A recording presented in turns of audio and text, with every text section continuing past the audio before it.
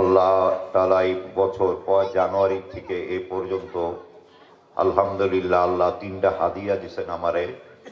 প্রথম হলো 17ই জানুয়ারিতে পইরা যে হাতটা 5 টুকরা হয়ে গেছেন। তারপর আবার 14 তারিখে যখন এক্সরে করতে গেছি আসার সময় গাড়ি মাইরা দিছে, পইরা যে আবার এই বাম পাও ভেঙে গেছে, হাড্ডি ফেটে গেছে। যারা বাদুরপুর গেছেন দেখছেন।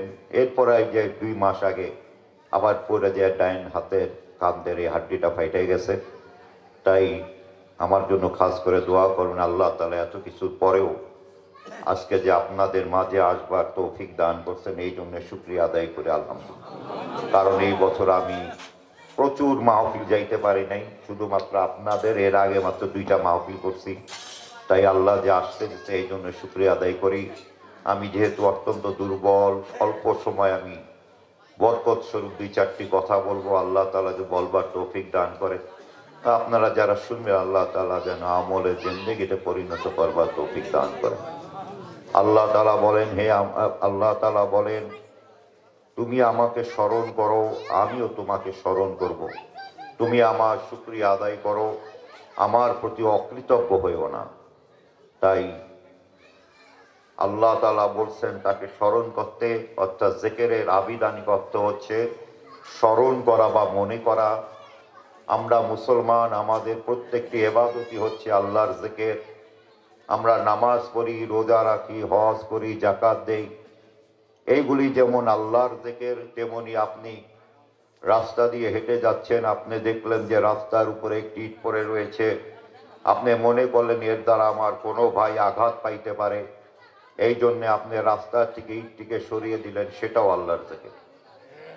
আবার আপনি বাড়ি বানাইতেছেন, আপনি নিয়ত করলেন আল্লাহ পাক এই বাড়ির জানালা দিয়ে মসজিদের আজানের আওয়াজ আসবে, আমি তা শুনে মসজিদে যে জমাত করব, সেটাও আল্লাহর জিকির।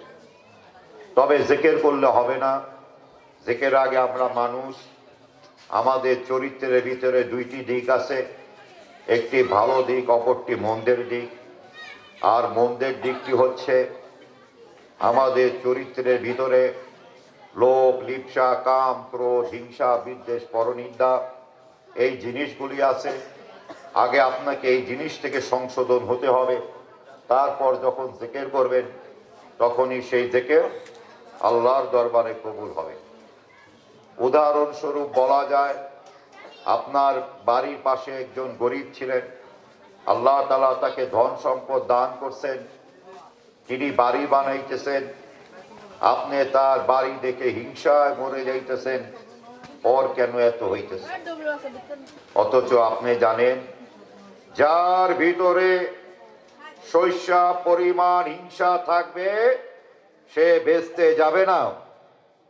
আবার আমাদের একটি অভ্যাস আছে, আমরা যখন একত্রে বসি বা বাজারে একত্রিত হই, তখন এক ভাই আরেক ভাই গীবত করি, অথচ আমরা জানি যে নাকি গীবত করলো সে মরা ভাই গোস্ত খাইল। এখন আপনি ফজরে মসজিদে জিকির করলেন আর বাজারে যে মরা ভাইয়ের গোস্ত খাইলেন, তাহলে সেই জিকির আল্লাহর দরবারে কবুল হবে না। উদাহরণস্বরূপ বলা যায়, এক ব্যক্তির বাড়িতে একটি কুয়া ছিল। নবপ্রজন্ম তোমরা কুয়া চিনবে না, আগেকার দিনে বাড়িতে অনেক বড় গর্ত থাকতো, সেই জায়গায় পানি জমা হতো, আপনার বালতিতে দড়ি বেঁধে সেখান থেকে পানি উঠানো হতো, তাকে কুয়া বলা হতো। তো ওই ব্যক্তির বাড়িতে একটি কুয়া ছিল, ওই কুয়ার ভিতরে একটি বিড়াল মরে রয়েছে। এখন সে ব্যক্তি দৌড়ে আসি ইমাম সাহেবের কাছে, যে ইমাম সাহেব, আমার কুয়ার ভিতরে যে বিড়াল পড়ছে এই ফতোয়াটা কি? ইমাম সাহেব বলছে, ভাই তুমি 30 বালতি পানি উঠে ফালাইয়া দাও, তাহলে তোমার কুয়া পাক হয়ে যাবে। এখন সেই ব্যক্তি এসে আপনার কুয়ার 30 বালতি পানি উঠে ফালাইয়া দিলেন। তার কিছুদিন পর সে যে দেখে যে কুয়ার ভিতরে বিড়ালটি পচে মরে দুর্গন্ধ হয়ে গেছে। এখন সে দৌড়ে আসি ইমাম সাহেবের কাছে, ইমাম সাহেব বললেন, কি হয়েছে ভাই? হুজুর কি ফতোয়া দিছেন? কয় কেন?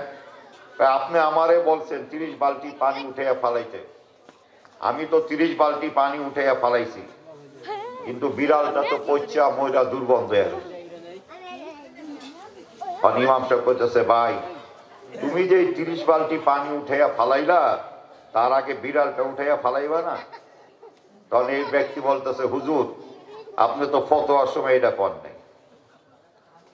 তো এই যে কুয়ার ভিতর যদি মরা বিড়াল থাকে, আপনি 30 বালতি কেন 1000 বালতি পানি উঠাইলেও কুয়া পাক হবে না। আর আপনি যদি কুয়ার থেকে বিড়ালটিকে উঠাইয়া পানি 30 বালতি পানি ফালাইয়া দেন, তাহলে আপনার কুয়া পাক হয়ে যাবে। তদ্রূপ আমাদের অন্তরের মরা বিড়াল হচ্ছে লোভ, লিপ্সা, কাম, ক্রোধ, হিংসা, বিদ্বেষ, পরনিন্দা। আর এই সমস্ত জিনিস যদি আপনার অন্তরে থাকে, তাহলে আপনি যত জিকিরই করেন না কেন, সেই জিকির আল্লাহর দরবারে কবুল হবে না। আপনার অন্তরের মরা বিড়াল অর্থাৎ লোভ, লিপ্সা, কাম, ক্রোধ, হিংসা, বিদ্বেষ, পরনিন্দা, এই জিনিসগুলিকে আগে আপনার অন্তর থেকে বের করে দিতে হবে। তারপর যখন জিকির করবেন, তখনই সেই জিকির আল্লাহর দরবারে কবুল হবে। তাই জিকির হচ্ছে নফল। আল্লাহ তাআলা দৈনিক 5 ওয়াক্ত নামাজ পড়তে, 5 ওয়াক্ত নামাজের কথা বলেছেন। 12 মাসে 1 মাস রমজানের রোজা রাখার কথা বলেছেন। সম্পদশালী হলে 2.5 টাকা হিসেবে জাকাত দেওয়ার কথা বলেছেন। জীবনে একবার হজকে ফরজ করেছেন। কিন্তু আল্লাহ তাআলা বলেন, হে আমার ইমানদার বান্দাগণ, তোমরা বেশি বেশি জিকির করো। এই জিকির 24 ঘন্টা উঠতে বসতে বইতে সর্বসময় আল্লাহর জিকির করা যায়। কারণ জিকির এমন একটি জিনিস যার দ্বারা অতি অল্প সময়ে আল্লাহর নৈকট্য লাভ করা যায়, যার দ্বারা আল্লাহর ওলি হওয়া যায়, যার দ্বারা আল্লাহর পছন্দের ব্যক্তি হওয়া যায়।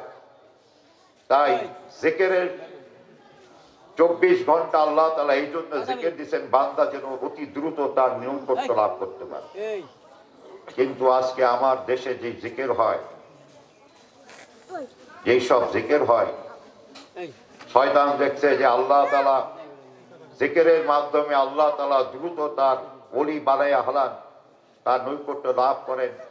তাই আজকাল শয়তান আমাদের বেশ ধরে এসে আপনাকে রসুলের সুন্নত তরিকা বাদ দিয়ে, আল্লাহ রসুলের নিয়ম বাদ দিয়ে তারা আপনাদের মাঝে নতুন জিকিরের তালিম দেয়। তারা এসে আপনার বলে খাজা বাবা, তারপরে আপনার পীরের নামে, খাজার নামে আপনার হু হা হুয়া, যার কোনো অর্থই নাই। এই যে জিকির, এটা কি আল্লাহ রসুলের জিকির? আপনার জিকির একমাত্র আল্লাহ। এই জায়গায় আল্লাহ তাআলা অন্য কেউকে বসান নাই। জিকির হবে একমাত্র আল্লাহ। আর এই জায়গায় যদি আপনি আল্লাহর নাম বাদ দিয়ে কোনো পীরের নাম, দরগার নাম নেন, তাহলে শয়তান আপনার মনের অজান্তে আপনার দ্বারা এমন শিরক কাজ করাইতেছেন। আল্লাহ তাআলা বলেন, বান্দা তুমি যদি আসমান পর্যন্ত গুনাহ নিয়ে আসো, আমি তোমাকে মাফ করে দেব, কিন্তু শিরকের গুনাহ আমি আল্লাহ তাআলা কখনো মাফ করব না। আজকে আমাদের মাধ্যমে এইভাবে নাচাইয়া, ফালাইয়া, লাফাইয়া পীরের নামে, দরগার নামে এমন দিকের শিক্ষা দিচ্ছেন, যে শিক্ষায় আপনাকে আল্লাহর নৈকট্য তো দূরের কথা, আপনার শয়তানের নৈকট্য হইতেছেন, আল্লাহর রাগের কারণ হইতেছেন, আল্লাহর থেকে আপনি দূরে সরে যাইতেছেন। এই জিকির আল্লাহর শরীয়ত অনুযায়ী না করার কারণে, কারণ কিয়ামতের মাঠে দেখা যাবে এক ব্যক্তিকে আল্লাহ তাআলা দোজখে যাওয়ার হুকুম দিবেন। সেই ব্যক্তিকে যখন দোজখের দিকে নেওয়া হবে, সেই ব্যক্তি বারবার পিছের দিকে তাকাইতে থাকবেন। তখন আল্লাহ তাআলা জিজ্ঞেস করবেন, হে ফেরেশতারা, তোমরা আমার বান্দাকে জিজ্ঞেস করো, আমার বান্দা বারবার পিছের দিকে তাকায় কেন? তখন ফেরেশতারা জিজ্ঞেস করবেন, আপনি বারবার পিছের দিকে তাকাইতেছেন কেন? তখন সেই ব্যক্তি বলবেন, আল্লাহ তাআলা বলছেন, লা তাকনাতু মির রাহমাতিল্লাহ, আল্লাহ তাআলা বলছেন আমার রহমত থেকে নিরাশ হইও না, এই জন্য আমি বারবার পিছের দিকে তাকাইতেছি। হয়তো আল্লাহ তাআলার এই দেখে মায়া হতে পারে, আল্লাহর রহমত হতে পারে, এই জন্য আমি বারবার পিছের দিকে তাকাইতেছি। এই কথা শুনে আল্লাহর রহমতের দরিয়ায় ধাক্কা লাগবে।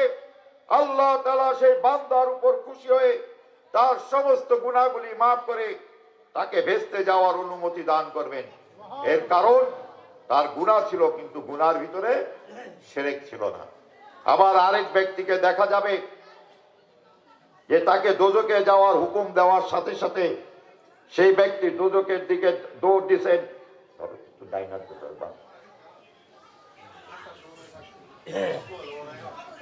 আল্লাহ তাআলা দোজখে যাওয়ার হুকুম দিয়েছেন, হুকুম পাওয়ার সাথে সাথে সেই ব্যক্তি দোজখের দিকে দৌড় দিয়েছেন। আল্লাহ তাআলা ফেরেশতাদের জিজ্ঞেস করেন, হে ফেরেশতারা, কোন বান্দা তো দোজখে যাইতে চায় না, তাকে তো শিকল দিয়ে বেঁধে দোজখে নিক্ষেপ করা হয়, কিন্তু আমার বান্দাকে বলার সাথে সাথে সে দোজখের দিকে দৌড় দিল কেন? তাহলে আমার বান্দাকে জিজ্ঞেস করো। তখন ফেরেশতারা বলবে, ভাই, কেউ তো দোজখে যাইতে চায় না, তাদেরকে তো শিকল দিয়ে বেঁধে টেনে হেসড়ে দোজখে নিক্ষেপ করা হয়, কিন্তু আপনাকে আল্লাহ তাআলা হুকুম দেওয়ার সাথে সাথে আপনি দোজখের দিকে দৌড় দিলেন কেন?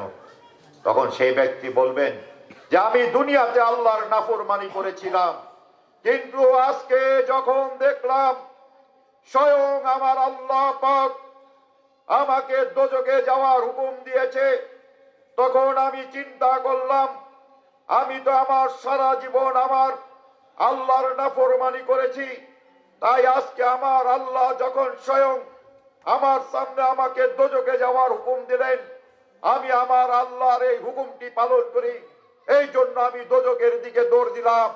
সেই কথা শুনে আল্লাহর রহমতের দরিয়ায় ধাক্কা লাগবে, আল্লাহ তাআলা সেই বান্দাকে মাফ করে তাকে ভেস্তে যাওয়ার অনুমতি দান করবেন। তার কারণ তার গুনাহ ছিল, কিন্তু গুনার ভিতরে শিরক ছিল না। তাই আজকাল এই জিকিরের নামে আপনাদেরকে মামাদেরকে একদল শয়তান আমাদেরকে শিরকের দিকে, আল্লাহ বিপথে, রসুলের বিপথে নিয়ে যাইতেছেন। তাই জিকির করতে হবে রসুলের সুন্নত তরিকা মোতাবেক, আপনার জিকির হতে হবে, তাহলে সে আপনি আল্লাহর ওলি হবেন। আল্লাহর সুন্নত বাদ দিয়ে নিজের মন গড়া, পীরের মন গড়ায় জিকির করলে তো আপনি সেই স্থানে পৌঁছতে পারবেন না। তাই জিকির করবেন আল্লাহর ভয় এবং মহব্বতে। হুজুর পাক সাল্লাল্লাহু আলাইহি সাল্লাম ইরশাদ করেন, তোমরা কফির সহিত জিকির করো। আপনার সাহাবারা জিজ্ঞাসা করলেন হুজুর পাক সাল্লাল্লাহু আলাইহি সাল্লামকে, কফি আবার কি? হুজুর পাক সাল্লাল্লাহু আলাইহি সাল্লাম বললেন, তোমরা চুপে চুপে জিকির করো। কারণ তোমরা চুপে চুপে জিকির করো, কারণ আপনি যখনই জিকিরের দিকে ধাবিত হবেন, শয়তান তত আপনাকে বাধা দিবে, আপনাকে চাবে আল্লাহর রাস্তা থেকে সরানোর জন্য। এখন আপনি যদি আরেকটি আছে, মা আয়েশা রাদিয়াল্লাহু তাআলা আনহা বর্ণনা করেন, হুজুর পাক সাল্লাল্লাহু আলাইহি সাল্লাম ইরশাদ করেন, তোমরা জিকিরে জলির চেয়েও জিকিরে খফির মর্তবা 70 গুণ বেশি। ও আগে তো হুজুর পাক সাল্লাল্লাহু সাহাবা থেকে বলছে তোমরা খামেলের সহিত জিকির করো। ডায়াবেটিস তো, তাই মা ভুলে যায় অনেক বছরের। আর পরেরটা হচ্ছে তোমরা জলির চেয়েও খফির মর্তবা 70 গুণ বেশি, অর্থাৎ জোরে জিকিরের চেয়েও চুপে চুপে জিকিরের মর্তবা 70 গুণ বেশি। আপনি মনে করেন যারা গার্মেন্টসে ব্যবসা করে, তারা যখন তাদের ওই গেঞ্জি বা প্যান্ট বাংলাদেশে বিক্রি করেন, তখন সেই গেঞ্জিটা 150-200 টাকায় বিক্রি করে, কি বলে? আর সে যখন এটা আমেরিকা, লন্ডন পাঠায়, তখন সে ডলারের হিসাবে পায়, অর্থাৎ সেটা তখন $10, $12, $14 বিক্রি হয়। $10 হিসাবে দেখা যায় প্রায় 1100 টাকা হয়। এখন আপনি ব্যবসায়ী, আপনি বলেন আপনি কি জিনিসটা বাংলাদেশে 200 টাকায় বেচবেন, না আপনি চাইবেন যে আমেরিকা, লন্ডনে পাঠাই 1100 টাকা বেচতে?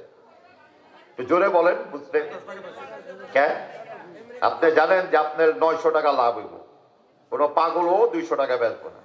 তাহলে আপনি যদি জোরে জিকিরের চেয়ে এই চুপে চুপে জিকিরের 70 গুণ বেশি নেকি হয়, তাহলে কি একবার জোরে বললে যদি একবার নেকি হয়, আর চুপে চুপে বললে যদি 70 হয়, তাহলে কোনটা আপনি নেবেন? কারণ আপনি যদি জোরে জোরে জিকির করেন প্রথম অবস্থায়, তাহলে আপনি যখন বের হবেন তখন অনেকে বলবে এই যে দেখো এই লোকটা আল্লাহর ওলি, সে রাতের বেলা জিকির করে। এই কারণে হয়তো আপনার মনে রিয়া অহংকার আসতে পারে যে মানুষ আমাকে আল্লাহওয়ালা বলে, মানুষ আমাকে আল্লাহর ওলি বলে। এই ধারণা যখন আপনার মনে আসবে, সাথে সাথে আপনার সমস্ত ইবাদত ধ্বংস হয়ে যাবে। কিয়ামতের মাঠে দেখা যাবে আল্লাহ তাআলা এক শহীদকে দাঁড় করাবেন, তাকে জিজ্ঞেস করা হবে তুমি শহীদ হয়েছিলে কেন? সে বলবে আল্লাহ তাআলা আমি আপনার জন্য শহীদ হয়েছিলাম। আল্লাহ তাআলা বলবেন তুমি মিথ্যা বলতেছো, তুমি আমার জন্য শহীদ হয় নাই। মানুষ তোমার সন্তানদেরকে শহীদের সন্তান বলবে, দুনিয়াতে তোমার নাম হবে, সুনাম হবে, এই জন্য তুমি শহীদ হয়েছিলে। আমি তোমার সুনাম সুখ্যাতি দুনিয়াতে ছড়িয়ে দিয়েছিলাম, এখানে তোমার পাওয়ার কিছু নাই। সেই দিন তাকে দোজখে নিক্ষেপ করা হবে। তেমন এমন একজন হাজী সাহেব দানশীল ব্যক্তি আপনার নামাজকারী আপনার জিকিরকারীকে দাঁড় করাবেন, তাদেরকে জিজ্ঞেস করা হবে তোমরা আমার জন্য নামাজ কেন পড়েছিলে, জিকির কেন করেছিলে, দান কেন করেছিলে, হজ কেন করেছিলে? তারা বলবে আল্লাহ আপনার সন্তুষ্টির জন্য করেছিলাম। আল্লাহ তাআলা বলবেন তুমি মিথ্যা বলতেছো, তুমি আমার জন্য করো নাই। মানুষ তোমাকে হাজী সাহেব বলবে, মানুষ তোমাকে সম্মান করবে, মানুষ তোমাকে দাতা বলবে, মানুষ তোমাকে দয়ালু বলবে, এই জন্য তুমি দান করেছিলে। তাই আমি দুনিয়াতে তোমার সুনাম সুখ্যাতি ছড়িয়ে দিয়েছিলাম, এখানে তোমার পাওয়ার কিছু নাই।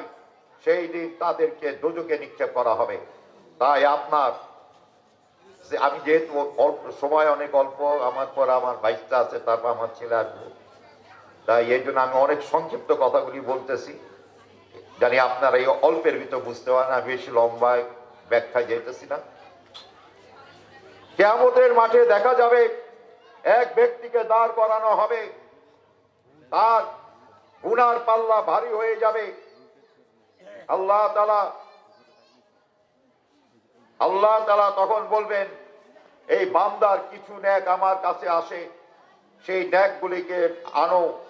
আল্লাহর আরশ থেকে সেই নেকগুলিকে এনে মিজানের পাল্লায় দেওয়া হবে। সাথে সাথে মিজানের পাল্লা ভারী হয়ে, পুণ্যের পাল্লা ভারী হয়ে যাবে। আল্লাহ তাআলা তাকে ভেস্তে যাওয়ার অনুমতি দান করবেন। সেই ব্যক্তি অবাক হয়ে জিজ্ঞেস করবেন আল্লাহ তাআলা আমি তো দুনিয়াতে এত নেক কাজ করি নাই, আমার এত নেক আসলো কোথায় থেকে? আল্লাহ তাআলা বলবেন বান্দারে তুই যে আমারে মনে মনে জিকির করতি, এইটা লেখার ক্ষমতা আমার দুই কাঁধের ফেরেশতার ছিল না। এটা আমার সরাসরি আমার আরশে আইসা জমা হইতো, যার কারণ আজকে আমি তোমাকে মাফ করে দিলাম। তাই নফল হচ্ছে গোপন। গোপন ইবাদত যত গোপনে করবেন, ততই আল্লাহর আধ্যাত্মিক লাইনে আপনার প্রসারতা লাভ করবে। আর যদি আইয়া বলেন, অনেকে দেখবেন সকালে আজকাল ঘুমাইতে পারি নাই, মানুষের কি হয়েছে না তাহাজ্জুদের নামাজ পড়ছে তো এর লেগে ঘুমাইতে পারি, মানে হে যে তাহাজ্জুদ পড়ছে এটা কইব কেমনে, কিন্তু হ্যাঁ সব শেষ হয়ে গেল। তাই নফল যত গোপন, স্ত্রী পুত্র কন্যার থেকেও গোপন রাখবেন। এই ইবাদত এমন থাকবে যে আপনি আর আল্লাহ, মাঝখানে আর কেউ রাখবেন না। তাহলে দেখবেন যে আপনার আল্লাহর আধ্যাত্মিক রাস্তায় আপনি ক্রমাগত এমন পর্যায়ে যাবেন, যখন আপনি চোখ বন্ধ করবেন তখন আপনি আল্লাহর আরশ পর্যন্ত ঘুরে আসতে পারবেন। আল্লাহ তাআলা ওই পর্যন্ত পৌঁছার তৌফিক দান করুক। যেহেতু সময় কম, আমরা এখন তওবা করে মাহফিলের সংক্ষিপ্ত আপনার শিক্ষামূলক জিকির করাবো। এখানে যেহেতু তালিম শিক্ষা, এই জন্য জোরে করবেন, কিন্তু বাসায় বা যখন করেন তখন আস্তে আস্তে জিকির করবেন। আপনার আওয়াজ আপনার মুখ থেকে কান পর্যন্ত এইভাবে জিকিরটা করবেন। সবাই আমার সাথে তওবা পড়েন সবাই। বিসমিল্লাহির রহমানির রহিম। আস্তাগফিরুল্লাহ রাব্বি মিন কুল্লি যামবি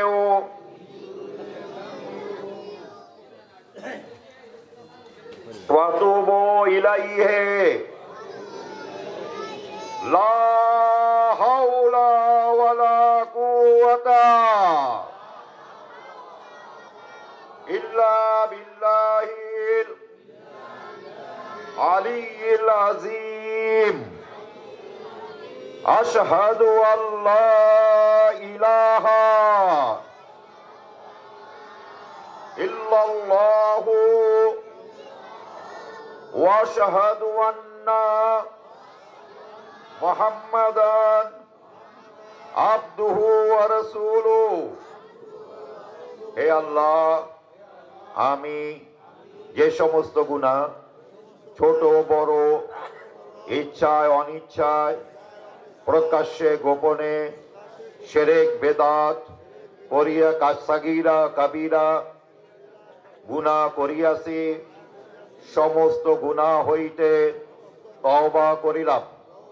আমি ওয়াদা করিতেছি যে 5 ওয়াক্ত নামাজ পড়িব, রমজান মাসে রোজা রাখিব, সামর্থ্য হইলে হজ ও যাকাত আদায় করিব, সত্য কথা বলিব, সত্য সাক্ষ্য দিব, বাবা মায়ের খেদমত করিব, স্ত্রী পুত্র কন্যাদের হক আদায় করিব।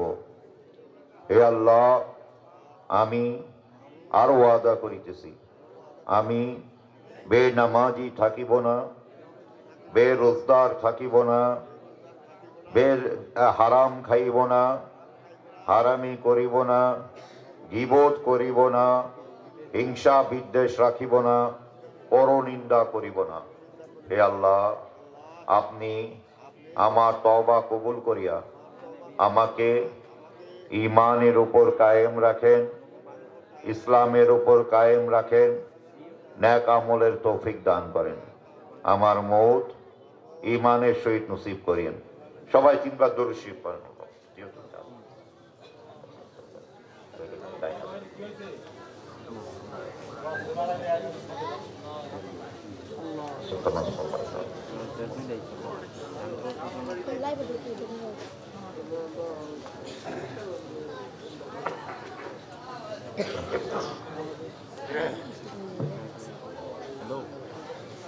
সবাই আসন করে বা নামাজের সূরাতে বসবেন, 2 হাঁটুর উপরে হাত রাখবেন, মাথা নত রাখবেন, চক্ষু বন্ধ করবেন, ধ্যান ও খেয়াল রাখবেন। আপনি আল্লাহ তাআলাকে দেখতেছেন, এটি যদি ধ্যান ও খেয়ালে না আসে তাহলে আপনি ধ্যান ও খেয়াল করবেন আল্লাহ তাআলা আপনাকে দেখতেছেন। মানুষ যখন আসামি হিসেবে আদালতে দাঁড়ায় তখন সে লজ্জায়, ঘৃণায়, অপমানে যেমন ম্যাজিস্ট্রেটের সামনে মাথা নত করে রাখে, তেমনি আপনি আল্লাহর দরবারে নিজেকে নাফরমান পাপিষ্ঠ বান্দা মনে করে তেমনি মাথা নত করে রাখবেন। প্রথমে লা ইলাহা ইল্লাল্লাহ জিকির করবেন। লা শব্দে নাভির 2 আঙ্গুল নিচ থেকে ডাইন কাঁধ পর্যন্ত টান দেন, অর্থাৎ লা ইলাহা বলা সব ভ্রমতার অর্থাৎ মাথা নাভি বরাবর সোজা রাখবেন। লা ইলাহা বলার সময় ঘেঁটি ডান দিকটা পিছিয়ে দিবেন, অর্থাৎ খেয়াল রাখবেন আপনার স্ত্রী পুত্র কন্যা মায়া মমতা সম্পত্তি যা আছে পিছের দিকে ফালাইয়া দিবেন। এদিক থেকে বাম সিনার 2 আঙ্গুল নিচে কালবের উপরে জোর দিবেন। ইল্লাল্লাহ অর্থাৎ আমি আমার অন্তরে একমাত্র আল্লাহকে জায়গা দিলাম। মাঝে মাঝে বলবেন লা মাবুদা ইল্লাল্লাহ, অত নাই কোনো প্রভু একমাত্র আল্লাহ আপনি ছাড়া। দ্বিতীয় স্তরে এসে বলবেন লা মাহবুবা ইল্লাল্লাহ, অর্থাৎ আমার ভালো মন্দ সমস্ত কিছুর বন্ধু একমাত্র আল্লাহ, আপনি অন্য কেউ নয়। তৃতীয় স্তরে এসে বলবেন লা মাকসুদা ইল্লাল্লাহ, অর্থাৎ আমার উদ্দেশ্য একমাত্র আল্লাহ, আপনার জন্য অন্য কেউর জন্য নয়। চতুর্থ স্তরে এসে বলবেন লা মাতলুবা ইল্লাল্লাহ, অর্থাৎ আমার চাওয়া পাওয়া একমাত্র আল্লাহ, আপনারই কাছে, কোন দরগার কাছে নয়, কোন মাজারের কাছে নয়, কোন পীরের কাছে নয়। শেষ স্তরে এসে বলবেন লা মাউজুদা ইল্লাল্লাহ, অর্থাৎ আসমান জমিন পাহাড় পর্বত সমস্ত কিছু ধ্বংস হয়ে যাবে, একমাত্র আল্লাহ আপনি মজুদ থাকবেন। এইভাবে জিকির করবেন। সবাই আমার সাথে নিয়ত করেন, মানে আল্লাহ পাক, আমি আপনার পাক নামের জিকিরের নিয়ত করিতেছি। এই জিকিরের উসিলায় আমার অন্তরে নূর দান করুন। মারেফাতের নূর দ্বারা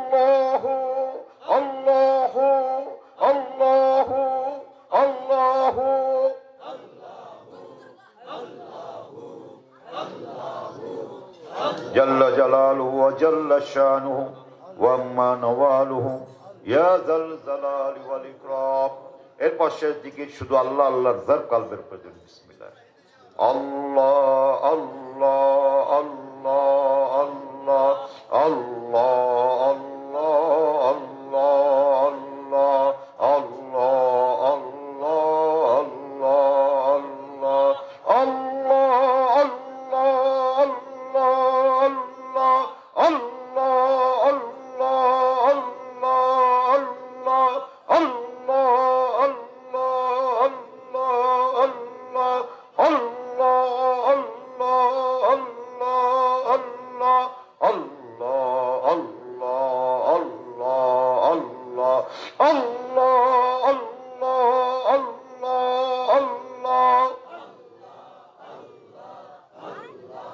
جل جلاله وجل شانه وأما نواله يا ذا الجلال والإكرام এভাবে জিকির করবেন প্রত্যেকটা 100 বার করে শেষে দরুদ শরীফ পড়ে মোনাজাত দিয়ে নিজের জন্য নিজের পরিবারদের জন্য দোয়া করবেন মা বোন যারা আছেন আপনাদের 4টি কাজ এই 4টি কাজ করলেই আপনারা বেহেশতের যে কোনো দরজা দিয়ে প্রবেশ করতে পারবেন এই 4টি কাজের 1 নাম্বার হচ্ছে নামাজ 5 ওয়াক্ত নামাজ পড়বেন 2 রমজান মাসের রোজা রমজানের রোজা রাখবেন 3 পর্দা সহিত চলবেন 4 স্বামীর হুকুম ছাড়া কোনো জায়গায় বের হবেন না কোনো দরগায় মাজারে যাবেন না আপনারা সকাল সন্ধ্যায় এই জিকিরটি করবেন সারাদিনই করতে পারেন তবে আপনাদের আওয়াজ আপনাদের মুখ থেকে কান পর্যন্ত কোনো বেগানা পুরুষ যেন না শুনে এভাবে জিকির করবেন আর যারা লা ইলাহা ইল্লাল্লাহ জিকির 500 বার করেন বা 100 বার করতে করতে যারা 500 বার আসবেন আমি সংক্ষিপ্ত আরো 3টা জিকিরের তালিম দিয়ে যাই যারা 500 বার করবেন তারা শুধু এই 3টা জিকির করবার চেষ্টা করবেন কারণ শিক্ষা দেওয়া যায় আগামীতে হয়তো আসতে পারি নাও আসতে পারি যারা তারা এই 3টা জিকির করার চেষ্টা করবেন এই জিকিরের প্রথম জিকিরের নাম হচ্ছে 2 জারবির জিকির 2 জারবি হচ্ছে ডাইন জানুর উপর আল্লাহু এই বাম জানুর উপর আল্লাহ খেয়াল রাখবেন বিসমিল্লাহির রহমানির আল্লাহু আল্লাহ আল্লাহু আল্লাহ আল্লাহু আল্লাহ আল্লাহু আল্লাহ আল্লাহু আল্লাহ আল্লাহু আল্লাহ আল্লাহু আল্লাহ আল্লাহু আল্লাহ আল্লাহু আল্লাহ আল্লাহু আল্লাহ আল্লাহু আল্লাহ আল্লাহু আল্লাহ আল্লাহু আল্লাহ আল্লাহু আল্লাহ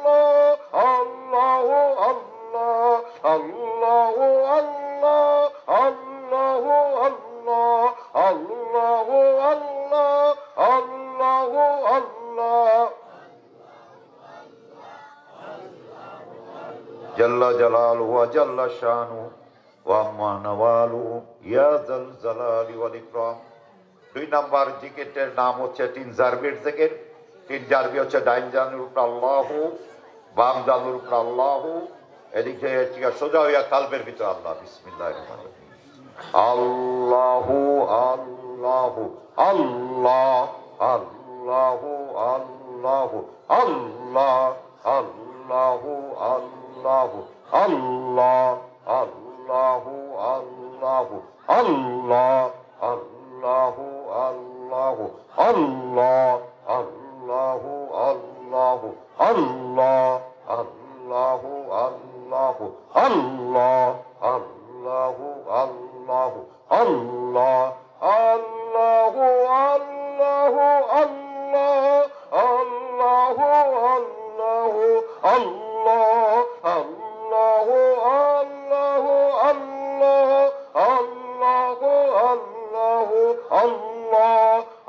আল্লাহু আল্লাহু আল্লাহ আল্লাহু আল্লাহু আল্লাহ